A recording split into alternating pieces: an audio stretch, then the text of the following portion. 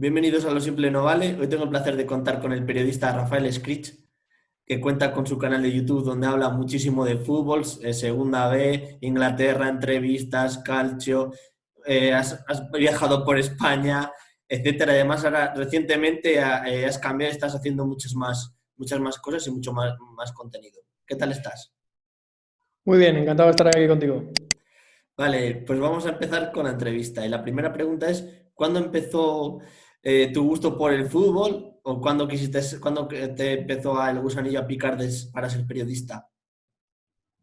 Pues el gusto por el fútbol empezó tarde, realmente, más tarde que la mayoría. Yo con 7 8 años no me interesaba para nada por el fútbol, al contrario que mis compañeros de clase y tal. Y fue a raíz de que mi padre pues, me comenzó a llevar al estadio de mi equipo, que es el Castellón, y como iba con mis primos y tal, pues me hacía ilusión ir los fines de semana pues, para reunirme con mis primos y para comer ahí unas chocolatinas en el estadio y poco más.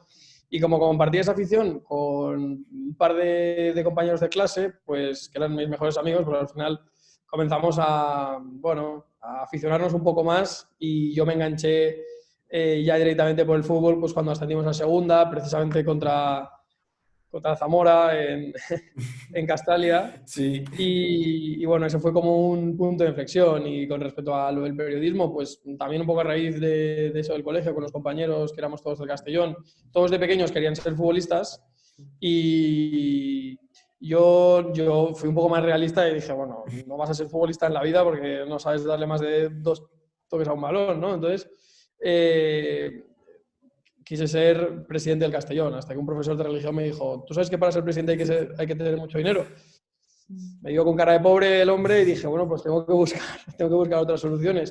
Y me enganché con esto del periodismo porque otra cosa no, pero hablar siempre lo he hecho. ¿Por qué la vía de YouTube y no otras?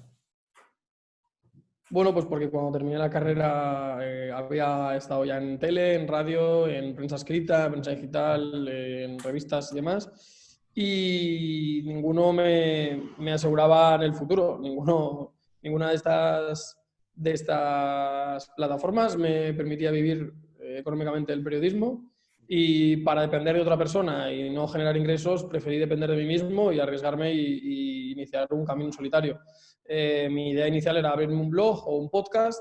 Las dos fueron descartadas. De hecho, el podcast lo llegué a abrir, pero fue descartado rápidamente y lo que me quedaba era lo audiovisual, en lo que me sentía cómodo y tenía experiencia. Y pues mi amigo Alex me acompañó en el barco y comenzamos así, con una pequeña ilusión después de acabar la carrera. ¿Cuáles son las principales características de tu canal o del contenido que ofreces en YouTube?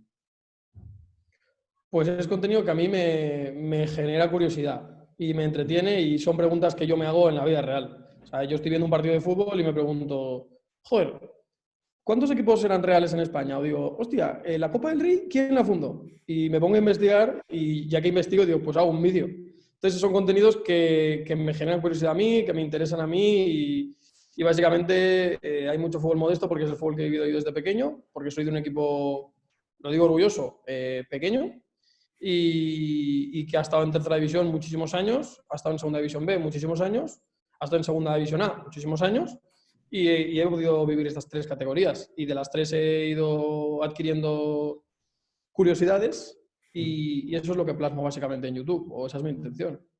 ¿En qué has evolucionado desde tus inicios hasta la actualidad? ¿En qué he evolucionado? En muchas cosas.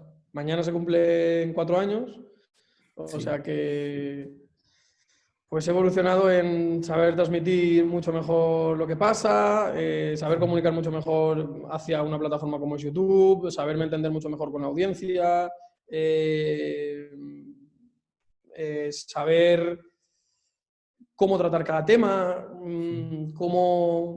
no sé, al final lo que yo hago no lo hacía nadie hace 4 años, digamos que fui pionero en un formato de hacer periodismo y Sí. poco a poco pues he ido perfilando ese formato. Al principio era un desastre y a base de prueba y error lo he ido perfilando hasta que ahora por la pandemia pues ha tenido que morir porque ya no puedo viajar, que era lo Sí. principal que yo Es hacía. es lo que te iba a comentar la siguiente pregunta, que has dado un cambio principalmente por la situación que estamos, de que no se puede viajar.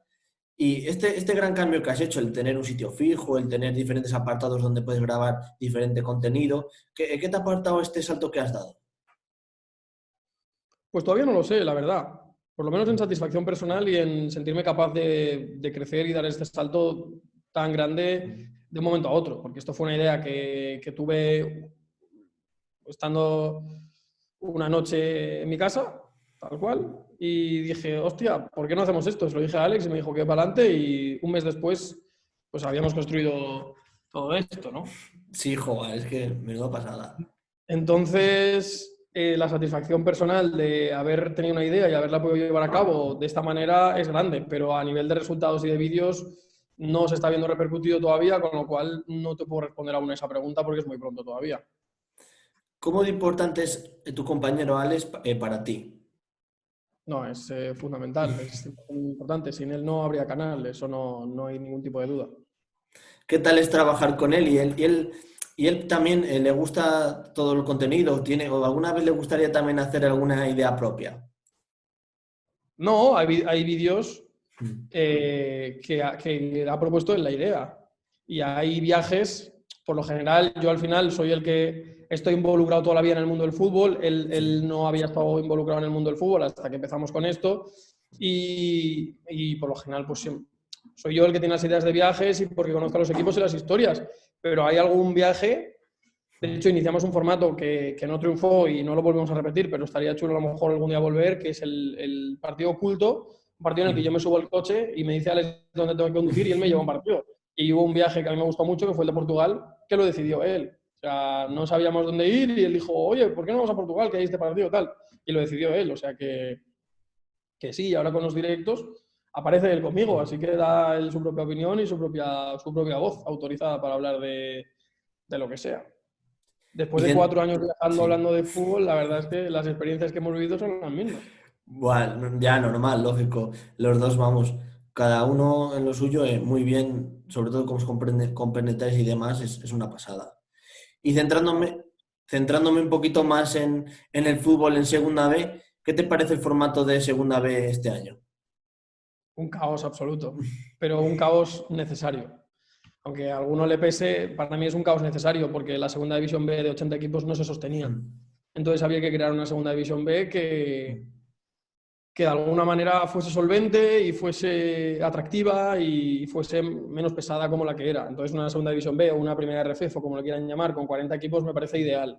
Entonces, bueno, ideal, veremos, ¿no? cómo se desarrolla, pero a priori me parece ideal. Por lo menos reducen la mitad, del 50%, los equipos y la carga y todo lo derivado que había hasta ahora. Entonces, esta desgraciada situación a la federación le ha venido perfecto para hacer una criba, no tener que descender equipos, meter a 102 equipos ahí, darles a muchos la oportunidad de estar en Segunda División B, a lo mejor por primera vez en su historia y única.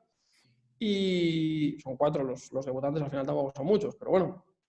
Sí. Y a partir de ahí, pues cortar. Esto es un proceso que se ha repetido pocas veces, pero se ha repetido a lo largo de la historia del fútbol español. Es un poco cíclico. Se carga un poco una categoría y hay que en un momento hacer un corte y decir de aquí para aquí tienen que ser profesionales o tienen que ser de otra manera. Y bueno, pues este año hay premio para todos, no ha bajado nadie, han subido muchos, más de los que deberían, porque deberían ser 100 y son 102, Sí. pero el año que viene pues va a venir el desastre y hay casos históricos de equipos pues, que en situaciones así no tenían la historia o la categoría de estar en una categoría muy baja, pero si, por ejemplo, Numancia o Cultural y Deportiva Leonesa, que están en el mismo grupo que el Zamora, no Sí. grupo del Zamora, siguen haciendo las cosas regular, imagínate que caen a tercera RF por desgracia absoluta, pero caen a tercera RF, Bueno. habiendo estado el Numancia el año pasado en segunda, de segunda a quinta. Pues bueno, esto es lo que a mí me escama, pero es que no había otra manera de hacerlo, creo. Sí, yo creo que es muy complicado. En esta situación es muy difícil el acertar o el cuál es la mejor opción elegir. Y te quería preguntarte a las primeras jornadas, ¿cómo estás viendo un poco los grupos? ¿Qué te parecen? Bueno, es muy pronto todavía, es extremadamente pronto. Al final, tampoco se puede decir que Numancia, que es el equipo que acabo de mencionar, se esté dando un batacazo porque solo son 3 jornadas.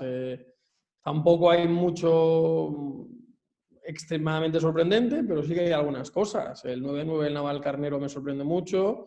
El inicio fulgurante del Zamora me sorprende, pero a lo mejor no tanto como el del Navalcarnero, porque el Zamora venía como un tiro ya desde la tercera división y en los playoffs, y se notó bueno, que era un equipo a batir y a tener en cuenta, y que el club ha crecido mucho en el último año. Y no me sorprende tanto, la verdad, lo del Zamora. Me sorprende a lo mejor más el Langreo con ese 6-6 a falta de un partido. Me sorprende el Orihuela con 5-7 pero ningún gol encajado. Me sorprende la Morevieta. Eso. Centrándome un poco de donde soy yo, que soy de Zamora, dices que me estás comentando que no te sorprende tanto el papel que está, el tan buen de inicio que está teniendo, el haber conseguido de 9 puntos 7 posibles.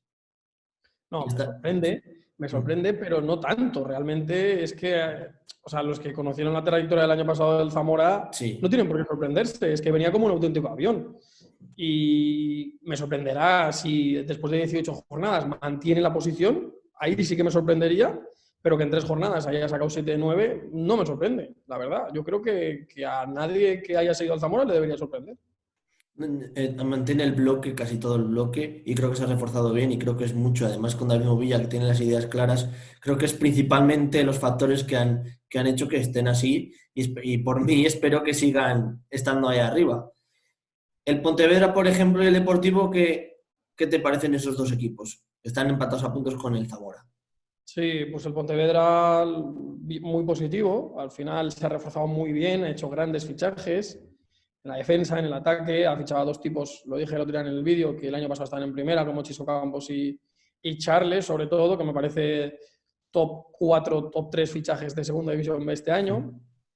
Y el Depor, pues con problemas, no ha empezado muy bien en el juego, le costó mucho ganar al Salamanca, le costó mucho ganar a Unionistas, empató contra el Compostela, pero va sacando puntos y al final va a ser el rival a batir. O sea, es que los grandes también ganan así. Madrid y Barça han ganado ligas con este tipo de partidos que ganó el Sí. Depor, que no sabes muy bien cómo, con ese gol de Héctor Hernández en el segundo 47. Pues así se ganan ligas y ahí está el Depor. Por plantilla, el Deportivo, ¿crees que debería, si no es el ascender otra vez a segunda división, sería un fracaso? Sí, Pues tal tiene cual. un plantillón, vamos. Es que son jugadores que no te imaginas en segunda B. Es que es así, en todas las líneas. Entonces sí, sería un fracaso, sí. Los equipos de Salamanca, Unionistas, Salamanca y Gujuelo, ¿qué tal te parecen? Pues el que más me está sorprendiendo es el Guijuelo. Pero bien, Unionistas como siempre batallando, guerreando, y Salamanca de momento no está dando lo que yo creía que podía dar. Está siendo un poco la decepción de los tres. Y Unionistas ha dado un salto grandísimo con esa Reina Sofía. A mí Unionistas me parece que puede pelear. Si en el Reina Sofía se hacen fuertes con todo lo que ello implica, ellos pasan de jugar de césped natural a césped artificial como locales. Es un cambio muy, muy, muy grande. Y con todo lo que implica para el año de transición, entre comillas, para el club, porque no le viene muy bien este año al club, en este año tan difícil, ¿no? El año pasado, yo no sé lo que hubiera pasado, pero podían haber descendido. O sea, estaban cerca del descenso. No sé lo que hubiera pasado si se hubiera acabado la liga. Igual se hubieran salvado porque venían una buena racha. Pero perdieron gente importante en invierno y lo del Madrid y lo de Copa también a lo mejor costó un poco caro en el sentido de que en Liga tal, pero yo creo que ahora mismo si se hacen fuertes en el Reina Sofía pueden pelear por estar en primera RFF, no como uno de los tres primeros, creo que no lo van a ser, pero sí como en ese quinto, sexto, séptimo puesto quedan derecho, no, cuarto, quinto, sexto, quedan derecho a ese playoff. Y por último te quería preguntar por el Castellón, ¿cómo lo estás viendo? Con pena, dolor y tristeza. Porque llevamos 5 derrotas consecutivas, en este periodo solo hemos metido 2 goles y esta es la segunda división, es la cruda realidad de la segunda división. Ya no jugamos contra filiales y contra equipos que tienen poca afición en campos de césped artificial, sino que ahora estamos jugando en el Tartier este domingo, en el Molinón el lunes pasado, en el Estadio Insular, el Estadio de Gran Canaria hace nada. Es la realidad de la segunda división y no hay tiempo para lamentos. Si queremos salvarnos tenemos que hacer 50 puntos cuanto antes y es lo que hay. Es que no hay tiempo para lloros arbitrales ni de ningún tipo. Esta es la segunda división. Queríamos estar aquí, pues vamos a sufrir y vamos a salvarnos. Pues muchas gracias por tu colaboración. Desearte mucha suerte, que suban los suscriptores, que ya tienes más de 300.000 suscriptores en YouTube y más de 50.000 seguidores en Twitter. Suerte al Castellón también. Muchas Y lo gracias. que te digo, mucha salud en estos tiempos que corren y un abrazo enorme. Muchas gracias. Igualmente, mucha salud, que es lo principal, y mucha suerte al Zamora, que creo que os puede dar una alegría muy grande. Pues muchísimas gracias y un abrazo enorme. Hasta luego. Adiós.